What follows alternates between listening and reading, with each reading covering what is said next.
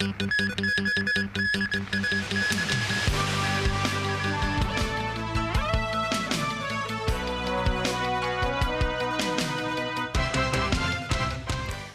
President Donald Trump said that he and Russian leader Vladimir Putin had agreed that Washington and Moscow will immediately engage in direct negotiations aimed at ending the Ukraine-Russia war. Trump said he and Putin agreed to work together closely and visit each other's nations. The agreement came during a phone conversation between the two leaders. Tracy Furness reports. Trump described his conversation over the phone with Russian President Vladimir Putin as a great call. Trump said he also spoke with Ukrainian President Volodymyr Zelensky, saying they all agreed that they want to stop the millions of deaths taking place in the war between the two countries. We had a great call, and it lasted for a long time, over an hour this morning. I also had with President Zelensky a very good call after that. And I think we're on the way to getting peace. I think President Putin wants peace, and President Zelensky wants peace, and I want peace. I just want to see people stop getting killed. Zelensky said on Wednesday that he had spoken with U.S. President Donald Trump about opportunities to achieve peace in the war with Russia. Zelensky said he had substantive negotiations with the United States of America and believed that America's power is enough to, together with us, together with all partners, pressure Russia and Putin towards peace. This, as NATO Secretary General Mark Rutte said, that any peace deal with Ukraine must be enduring and that any discussions must include Kyiv. He said it's crucial that Ukraine is closely involved in everything happening about Ukraine. Meanwhile, U.S. Vice President J.D. Vance and his family paid a visit to Paris's Notre Dame Cathedral Wednesday. Vance, along with Secretary of State Marco Rubio, is due to sit down with Zelensky later this week on the sidelines of the Munich Security Conference to discuss President Donald Trump's intensifying push for Ukraine and Russia to begin negotiations to end Europe's deadliest conflict since World War II. Tracy Furness, TVB News. Russia has blatantly refused a proposal made by Ukrainian President Volodymyr Zelensky of exchanging their occupied land to end the war. Meanwhile, U.S. Treasury Secretary Scott Bessent said a minerals deal between Washington and Kyiv would provide a post-war security shield for Ukraine. Bessent arrived in the Ukrainian capital on Wednesday for talks on energy and minerals, seeking to further intertwine shared economic interests. Trump has said he wants the equivalent of $500 billion of rare earth minerals from Ukraine.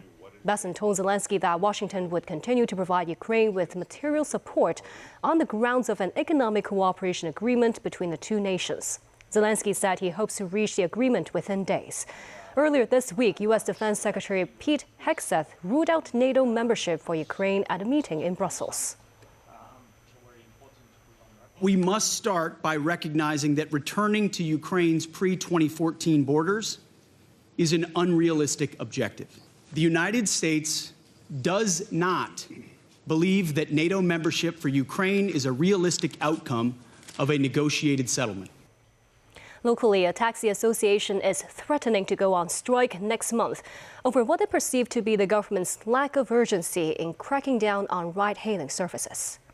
The Hong Kong Telecall Taxi Association said it notified authorities on Wednesday that it will strike for 5 days starting on March 5th, unless the government immediately halts illegal car-hailing services. Authorities have until next Tuesday to respond. The Transport Department has arranged a meeting involving the taxi and ride-hailing sectors for next Wednesday.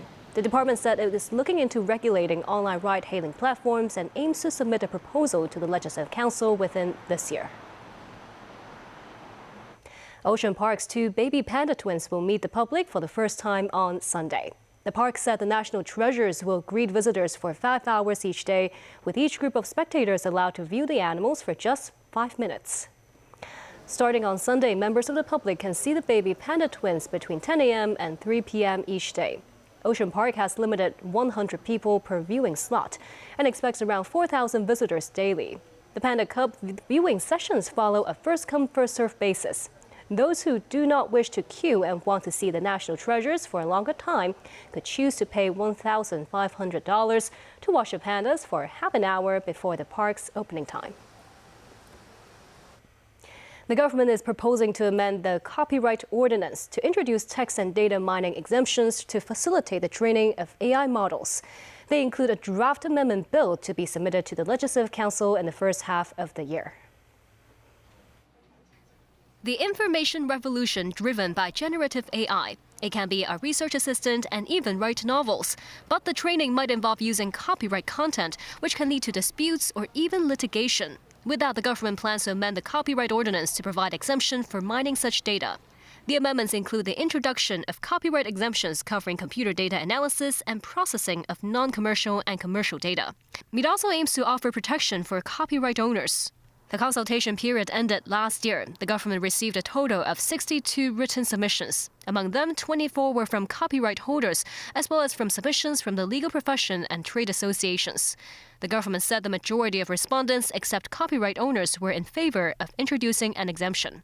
Some said AI companies should secure legal permission before accessing copyrighted work. Others proposed an opt-out option. Some copyright holders suggested the exemption should be limited to non-commercial purposes. They also hope to boost the transparency of AI systems and allow options to limit the dissemination and distribution of copyrighted work.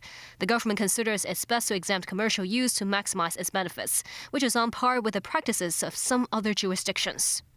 Writer Anthony Wong said he is open to the training of AI with their creative work as long as credits are given. Lawmaker Dr. Johnny Ng, who has a technology company, said most copyright holders are worried that AI will undermine their interests, which is understandable. But if many copyright owners opt out of allowing the work to be used for AI training, the question is whether the model to come out will be powerful enough.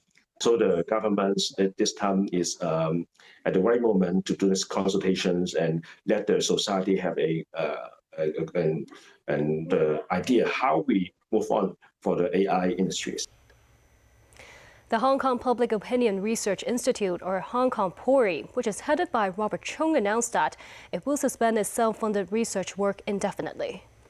The polling body said it will change the direction of its development and will focus on the existing commissioned projects. It said the body has been law-abiding, but owing to the current environment, it is difficult to move forward. CEO Robert Chung said they welcome interested parties to take over the institute. The police's National Security Department raided the office of Hong Kong PORI last month. The polling body's former Deputy Executive Director Chung Kim-wah is wanted by the police on national security-related charges.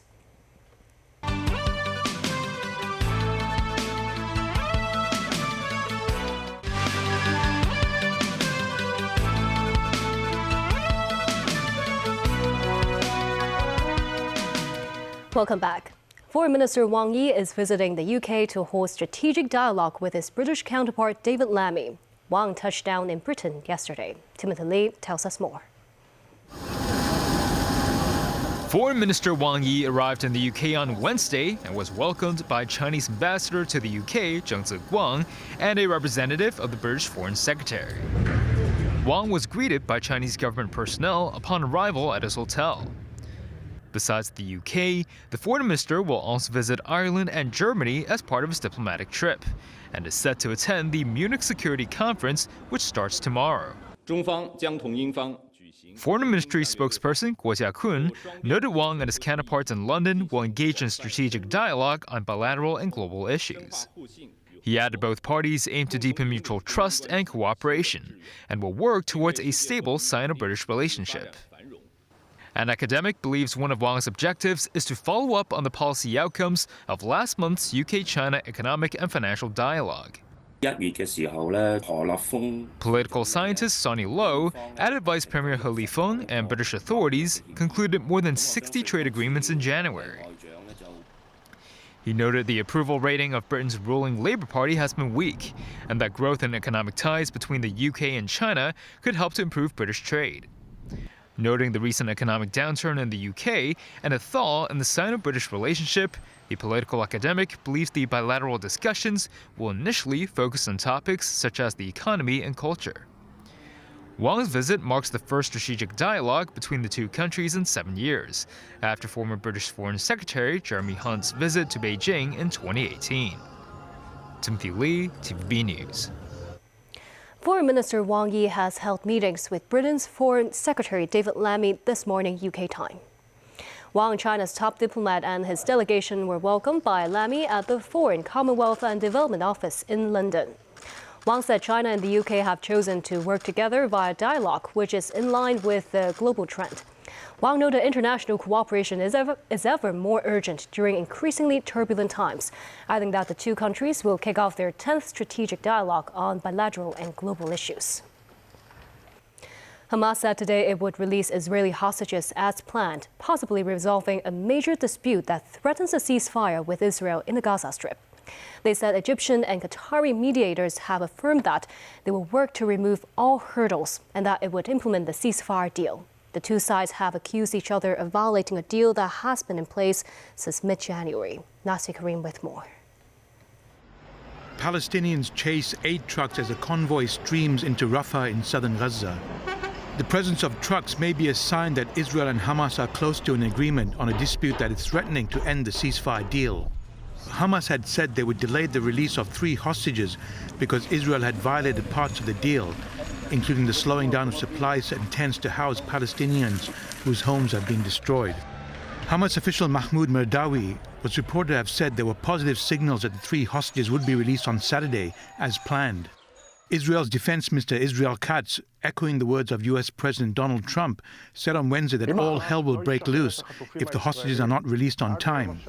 As part of the agreement, Israel said it would allow 600 aid trucks into Gaza each day. Earlier, Trump met Jordan's King Abdullah II at the White House, with Arab countries rejecting the president's plan to move Palestinians out of Gaza. Trump, though, was doubling down, saying the U.S. has the authority to take over the Strip. We don't have to buy. There's nothing to buy. We will have Gaza. What does that mean? No reason to buy. There is nothing to buy. It's Gaza. It's a war-torn area. We're going to take it. We're going to hold it. We're going to cherish it. Abdullah will meet other Arab leaders to discuss a response to Trump's proposal. Meanwhile, Israeli Prime Minister Benjamin Netanyahu took the stand again on Wednesday in his ongoing trial for alleged corruption. Netanyahu is the first sitting Israeli leader to take the stand as a criminal defendant. He is accused of accepting tens of thousands of dollars worth of cigars and champagne from a billionaire Hollywood producer in exchange for assistance with personal and business interests. Nazvi Karim, TVB News. About 260 people of different nationalities were freed from Myanmar cyber scam syndicates, including 10 Chinese mainlanders and 7 from Taiwan. The trafficked foreign workers were handed over to Thai authorities on Wednesday afternoon by one of the Myanmar ethnic rebel forces controlling the area where the scam centers were operating. The group comprised citizens from 20 countries, including Ethiopia, Kenya, Malaysia, the Philippines, and China. They are believed to be victims of online scam operations in Mewadi, Myanmar. Authorities are now probing into their backgrounds and coordinating with relevant embassies. Myanmar's military leadership recently highlighted its crackdown on illegal online gambling and cyber scams. Thailand's Deputy Prime Minister says some 7,000 victims are waiting to be sent across to Thailand. And that's the news. Thank you for watching.